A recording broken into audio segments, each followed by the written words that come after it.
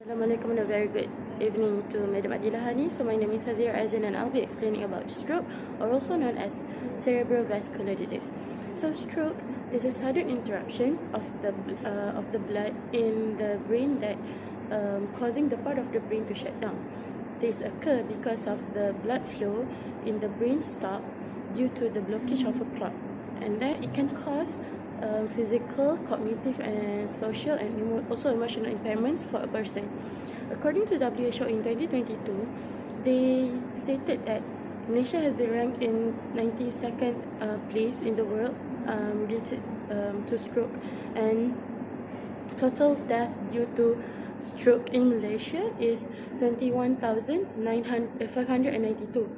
And then in 2018, according to Ministry of Health, they stated that stroke has been the third common disease that caused death in Malaysia after heart attack or heart disease, and also pneumonia.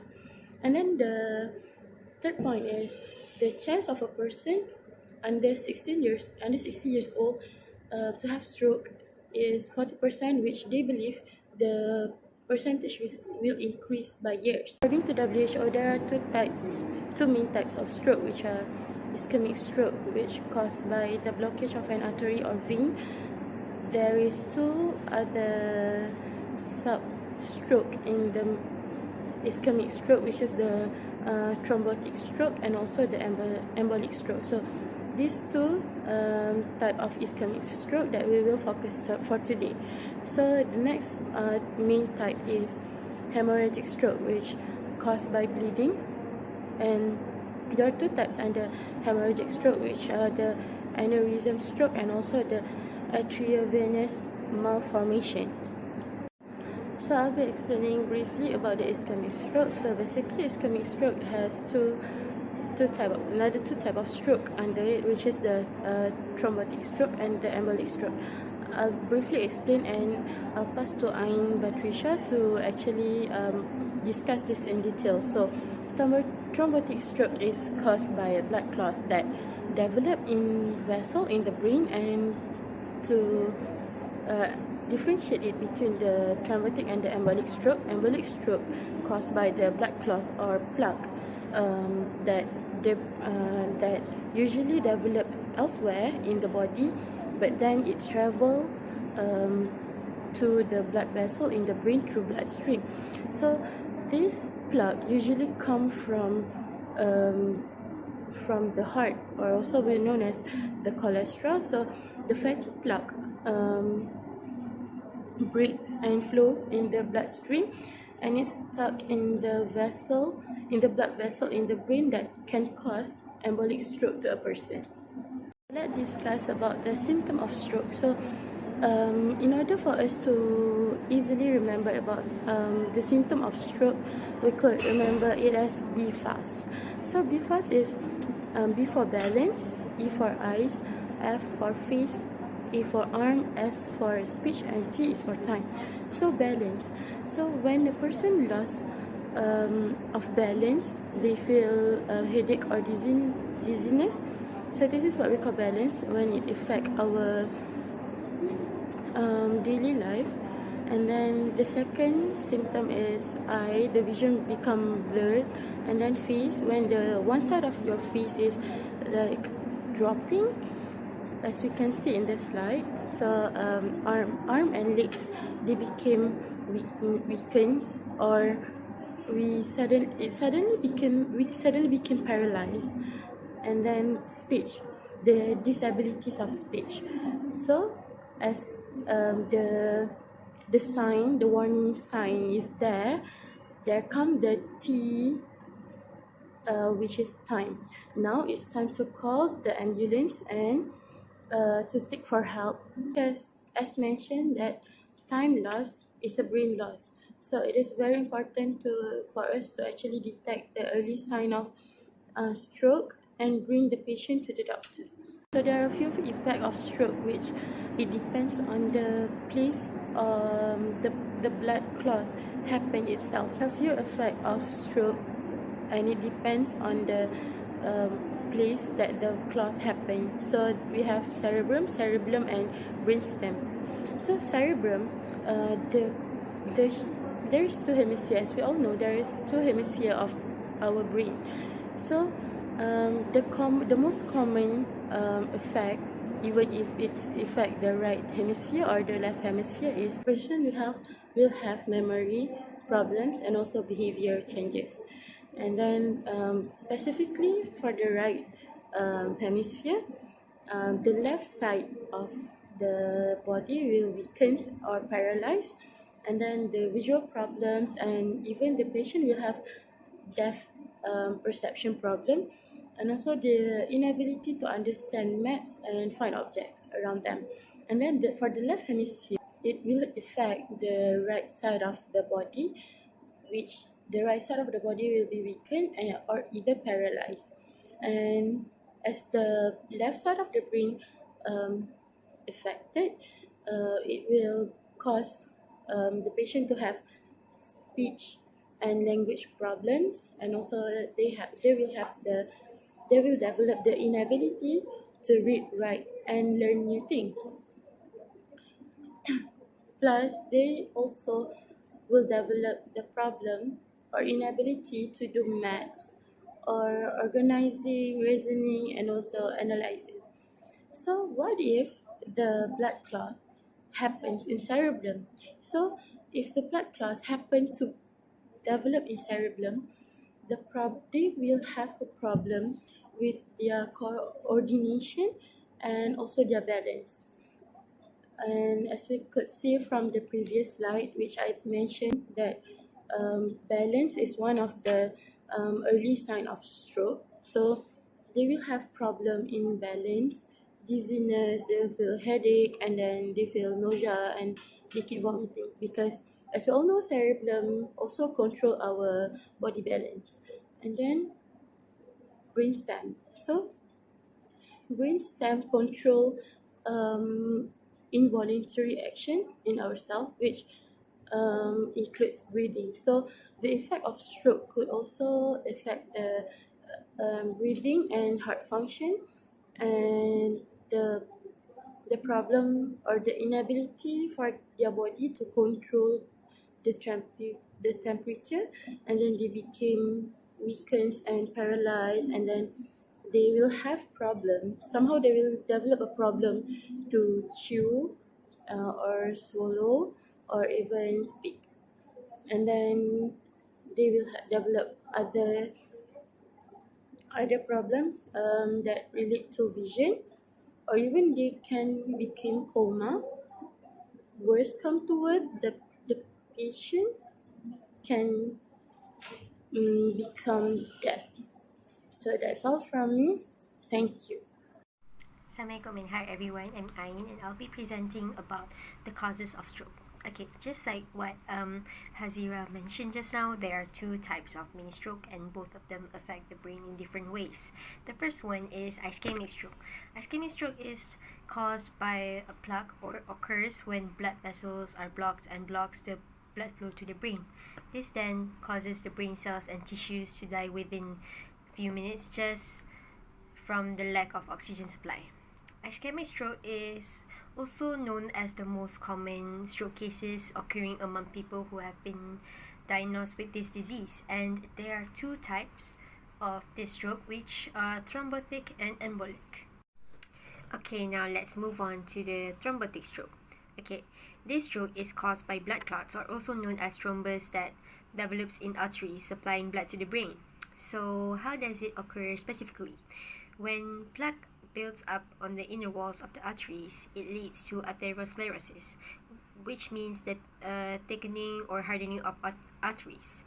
Plaque then hardens and narrows the arteries, which then limits blood flow to tissues and organs.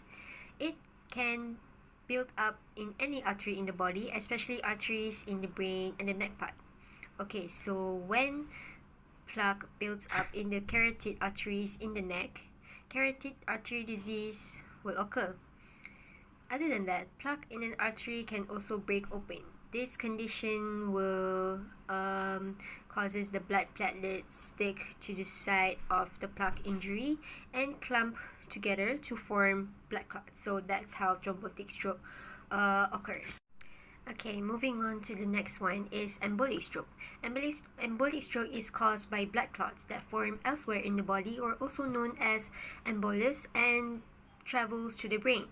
Heart conditions like irregular heartbeat rhythm, or also known as atrial fibrillation, are usually the disease that causes this stroke to occur among patients. Okay, the final one, which is transient ischemic attack, or also known as CIA.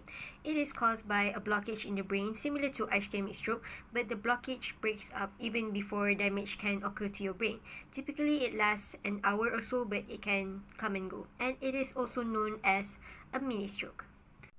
Okay, let's take a look on the next type of stroke, which is hemorrhagic stroke. Hemorrhagic stroke is caused when a blood vessel in the brain ruptures and bleeds.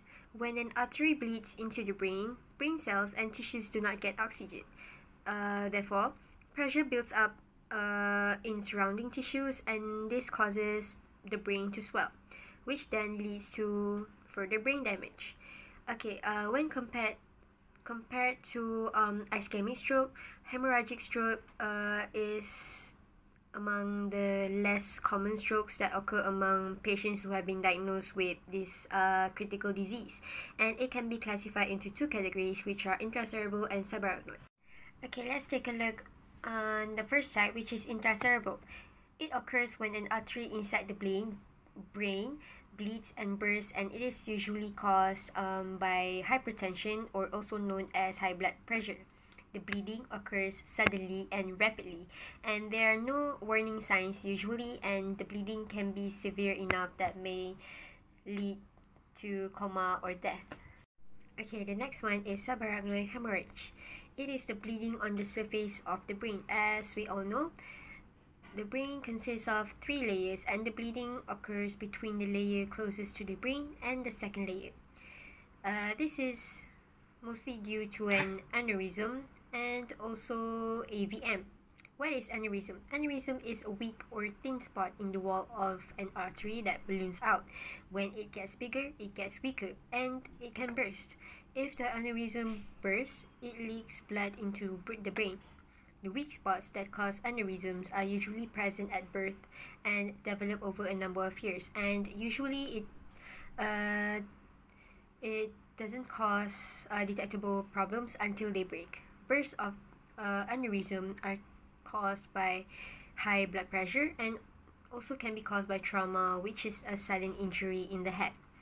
Okay, the next one, which is AVM, or also known as arterial venous malformation, which is a congenital disorder which has an abnormal tangled connection between the arteries and the veins.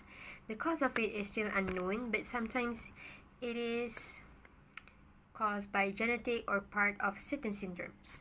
Okay, now let's move on to the risk factors of stroke disease.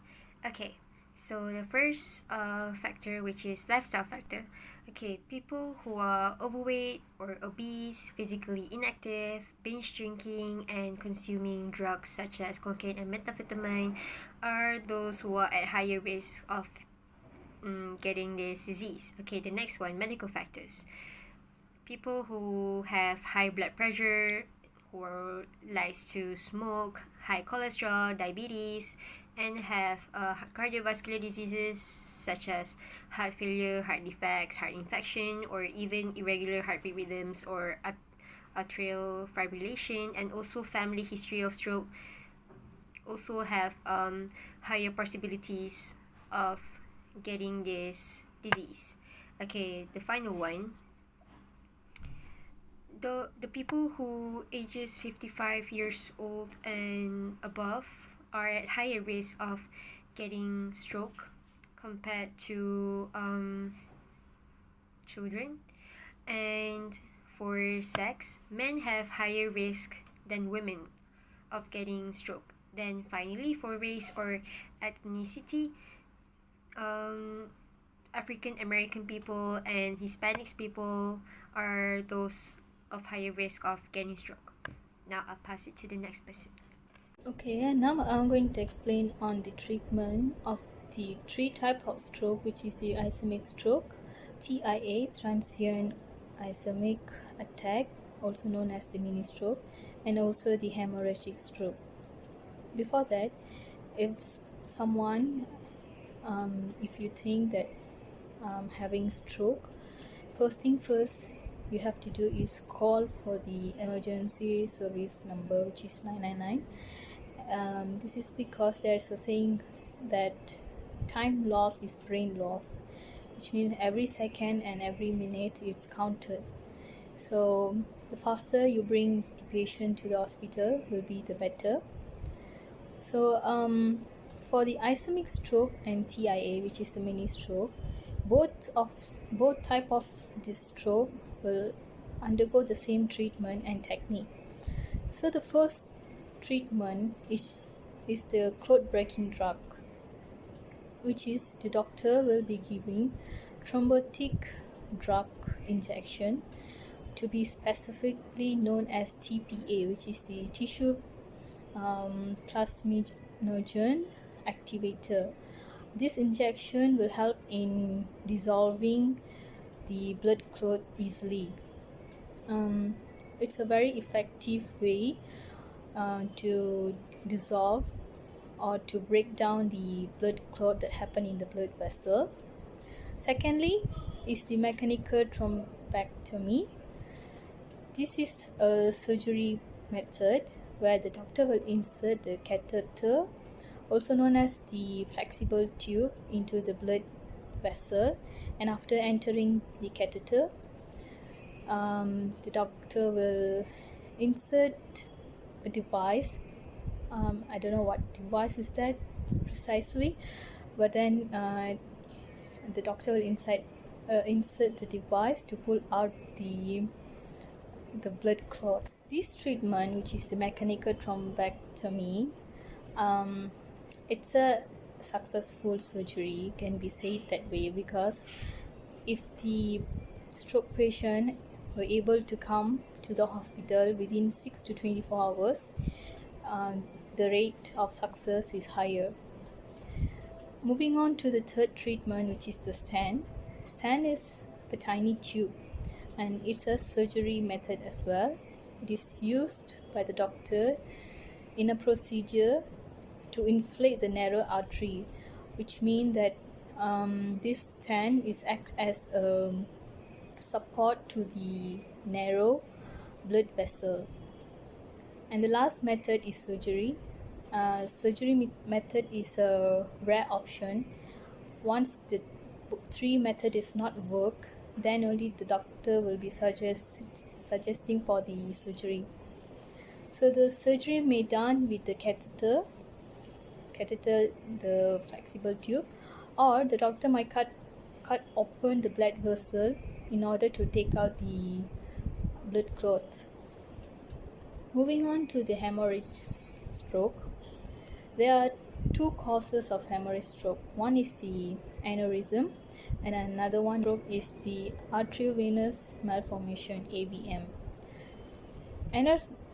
Aneurysm is the swollen of blood vessel that happen in the brain, while the arteriovenous malformation is the abnormal tangle of blood vessel that happen in the brain. So for the aneurysm cause, there are three methods or three treatment that we can be used for treating them. First one is clipping. So clipping method is basically use a metal clip to close a bleeding brain aneurysm, whereby the place which is swollen will be clipped by a metal clip, and it will close the bleeding. Secondly is the endovascular coiling.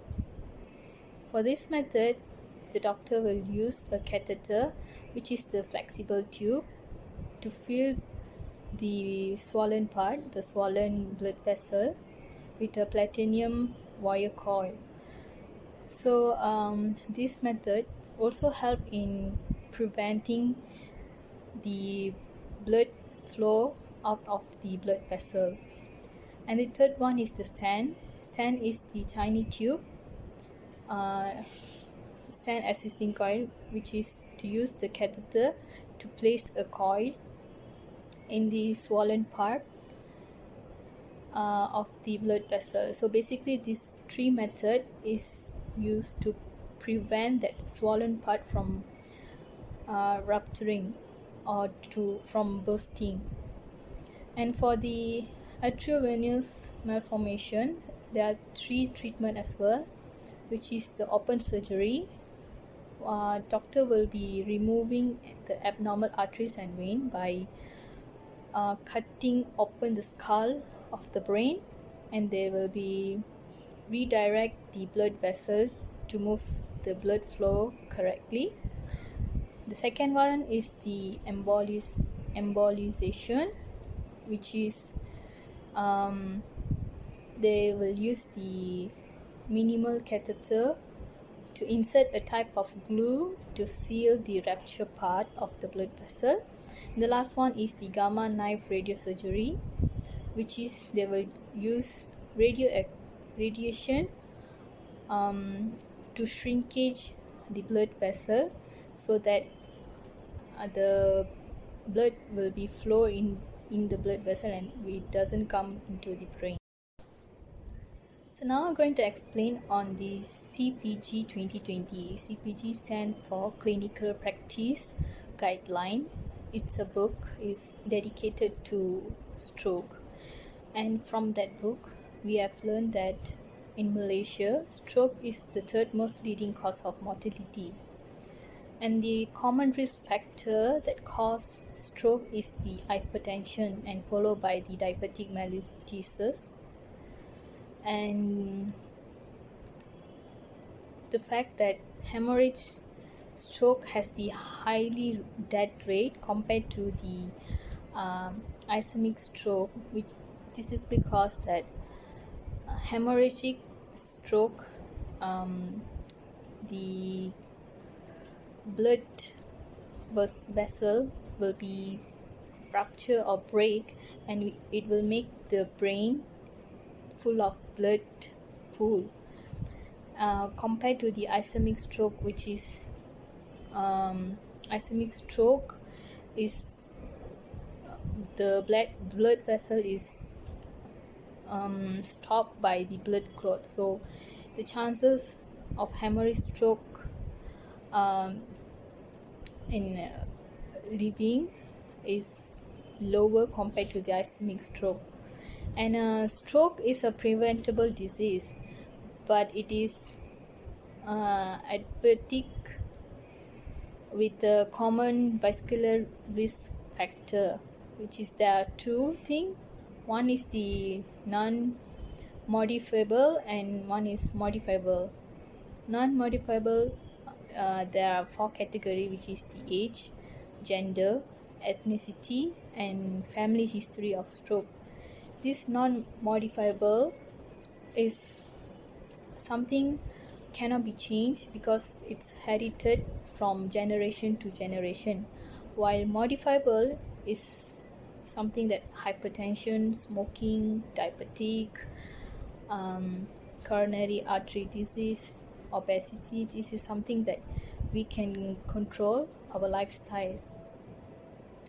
And public are encouraged to call 911 or 999, the helpline, if they are suspecting someone having stroke. And studies also says that there is a decline in the mortality both in men and women, because there is more awareness on stroke, and there are many hospital and healthcare that are giving their best to treat the stroke. Hello everyone, my name is Nurul, Aina, Nadiah, and I will be presenting my part about stroke recovery and rehabilitation as a part of treatment for stroke patients. For most stroke patients, rehabilitation mainly involves physical therapy. The aim of physical therapy is to have the stroke patient relearn simple motor activities such as walking, sitting, standing, laying down, and the process of switching from one type of movement to another. These types of physical therapy can also be practiced outside of the therapy session in their free times as it involves really simple activities. The second one is speech therapy. Speech therapy helps stroke patients relearn language and speaking skills or learn other forms of communication. Speech therapy is appropriate for patients who have no problems with cognition or thinking but have problems understanding speech or written words or problems forming speech. With time and patience, a stroke patient should be able to regain some and sometimes all language and speaking abilities. It helps the stroke patient to communicate verbally just like normal conversation with both parties, understanding the immediate speech. Next one is occupational therapy. Occupational therapy helps the stroke patients in restoring functional skills to do daily tasks. This type of therapy's goal is for the patients to be able to do everyday tasks independently, such as eating, bathing, cooking, using the toilets, and many more. Occupational therapy also helps the stroke patients in adapting with their disabilities brought by the stroke.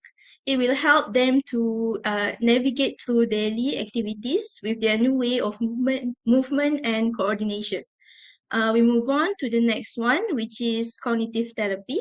This is used to rehabilitate affected cognitive functions related to memory and attention. The therapist can give simple activities for the patients to do as a way to practice their memory and attention, such as matching card games. Repeated practice can help them in retaining their memories. The last one is behavioral therapy. This therapy addresses all psychological disturbances that the stroke patients might develop as a result of the stroke. According to a study in 2005 by a group of scholars in University Malaya Medical Center, Kuala Lumpur, Malaysia, the stroke patients usually show signs of depression at 3 to 6 months post-stroke.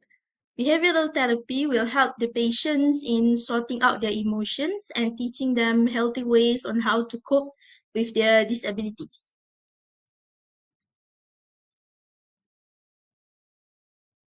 Okay, we move on to the next one, which is Brunstrom stages of stroke recovery. In the 1960s, the late Senior Brunstrom, a renowned physical therapist, published her findings on motor recovery in persons recovering from brain injury due to stroke. She noted that regardless of the severity of their affliction, the recovery process occurs in a linear, almost standardized sequence of stages. The major difference stems from how long each stage takes for each person and which area is affected. A person may be in different stages of recovery in each of these areas. As you can see in the slides, there are 7 stages of Brunstrom stages of stroke recovery.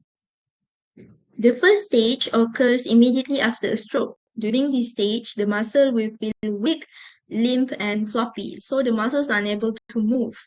This is where flaccid paralysis sets in, indicating an ability to perform any voluntary movements. Nerve damage caused by the stroke prevents muscles from receiving the correct signals from the brain. The main concern on this stage is if it was left untreated for so long, the muscles will continue to be limp and floppy and it will take longer to recover. In stage 2, spasticity develops, which is spasticity means small jerky movements of the muscles in stroke patients. Spasticity is usually a good sign since this means that muscle coordination is slowly returning. However, there will be difficulty in moving the affected limbs because of the spasticity, as not all connections to other interlinked muscles may have healed sufficiently. The stroke patient may try to move their muscles as much as they can as a way to exercise to promote their body towards recovery. At stage 3, spasticity will be increased as well as discomfort or pain. Certain muscles may tighten even more than they did and are harder to relax. This can also be a good sign as it shows that the nerve are starting to activate, so it sends pain and discomfort through to the body. So they may feel pain and discomfort, but it is sign of good thing. At stage 4, they will regain control of their muscles, but they have very limited voluntary movement. At this point, therapy will involve active and active assisted range of motion exercises, together with strengthening exercises to rebuild muscle mass and help with recovering muscle and motor control. Repetition at a consistent pace will greatly help speed up the recovery process, but be sure not to rush it. They can do everyday tasks with assistance from other people. At stage 5, spasticity will greatly decrease. Muscle will be able to move in a more complex way. And the stroke patients can also do things independently, such as combing their hair or eating with utensils. At stage 6, spasticity will completely but not really disappears. Movement patterns will almost return to more exercises and training routine will be needed to further train their muscles to move correctly. And then lastly, at stage 7, normal functions will return. Although not all of the stroke patients will be able to completely achieve stage 7, these brainstorm stages of stroke recovery will give the doctors and therapists insights on how to prepare the training schedule for the stroke patients. And that's all from me. Thank you.